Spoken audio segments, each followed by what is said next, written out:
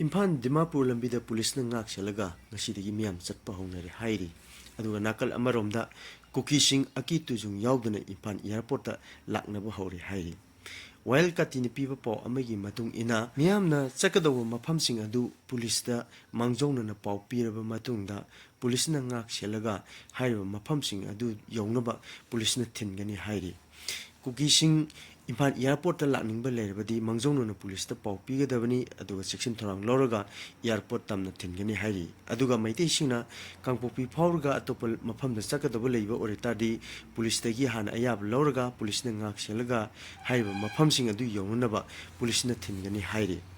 ngasigi thorang adu Manipur police ki makok thongba officer amagi khojin thorangi makhada Kuki sing Imphal airport ta yorki aduga maitei singna kangpopi phawrga magi panthungbam tana yohanki hairi